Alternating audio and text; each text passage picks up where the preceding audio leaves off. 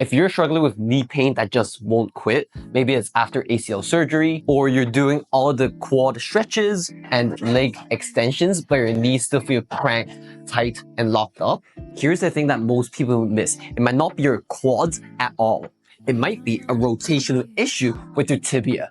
Let me break it down. Most people think that the knee only moves forward and back like a door hinge, but that's a lie. The knee actually also rotates when you perform extension and flexion. This is called the screw hole mechanism. So when you bend your knees, your femur actually externally rotates while your tibia internally rotates. And when you extend your knee, your femur right here will internally rotate whilst your tibia externally rotates, just like how a screw hole mechanism is.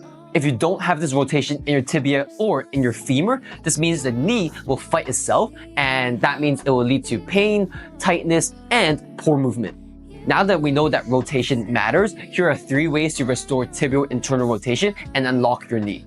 Let's start from the middle, then go bottom up, and then top down. So the first exercise here is the tibial internal rotation mobilization. So what you want to do is find the tibial tuberosity here, which is like a bony bump right on the tibia. So you want to basically put your hands around it, okay? And you're gonna start with the knees behind your heels, okay? And as you slowly push your knees forward, right, you're gonna hold onto this and really rotate that tibia inwards. So really try to hold it in and rotate inwards, maybe a 5 to 6 out of 10 pressure. And once you get into here, right, make sure your knees are not just dumping into valgus, right? Just make sure your knees are tracking straight over the second toe before you come back out. So I'm gonna do a few reps right here, and we'll rotate in, right? And then coming back out. And again, really trying to rotate that tibia in and out, not squeezing too hard, like maybe a 5 to 6 out of 10 pressure to really mobilize that tibia. So make sure don't let your knees collapse in, just stay straight, rotate the tibia in, and this will teach you how your body is supposed to move.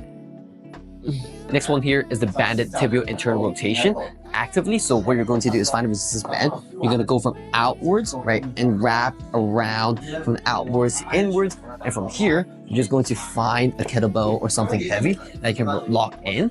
And from here, we're just really working on that active tibial internal rotation. Now, hold the knee in place and actively rotate that tibia inwards without moving your thigh. And this will really isolate that tibial internal rotation. And I want you to maybe do this for 2 to 3 sets of 8 to 10 reps with control. And this is something that most people never train for.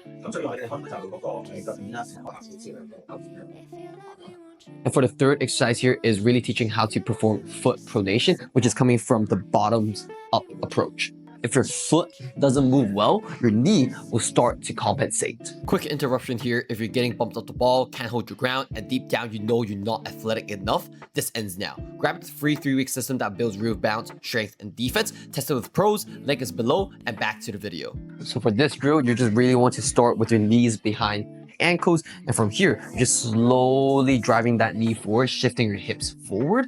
And from here, you're gonna slowly come back. So this is really going to teach your foot how to intentionally flatten the arch without compensating, dumping in with like knee collapse or knees going outwards, right? We're just really trying to flatten the arch and really move into maximal dorsiflexion along with internal rotation of the foot to getting the maximal gains for the foot. So this drill is great to teach you how to move into dorsiflexion and letting your foot spread without you dumping and collapsing or overcompensating.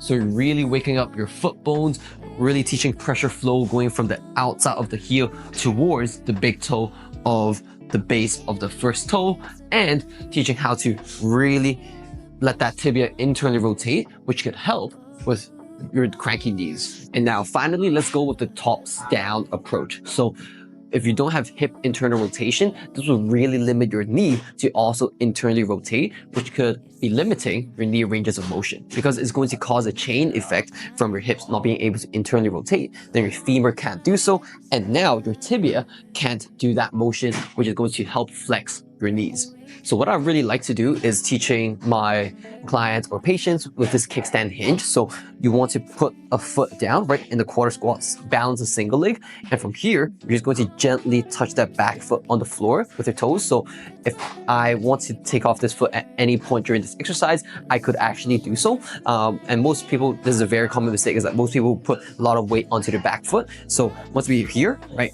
I want you to have quarter squat, have one hand on your butt and one hand on your hips, and you're just gonna slowly really push this hip as far back as possible without this knee moving forward or backwards, keeping it in the same place, and also rotating your sternum, right, or your ribs or your torso towards the same leg. So you should feel your glutes expanding, and this will really open up that posterior hip capsule space and open up for hip internal rotation. So if you have more femoral internal rotation, you'll have more tibial internal rotation, which means less knee pain in general. Your knee isn't the enemy. It's often just a foot that won't move or a hip that's locked up. Rotation matters, and now you've got the tools to fix this. So if you're wanting more help like this, whether it's becoming stronger, moving better, becoming more explosive, and becoming a defensive hooper that you always want to be, check out the link in the group description below, and there will be a 3-week free gains chamber program, and I'll send it your way.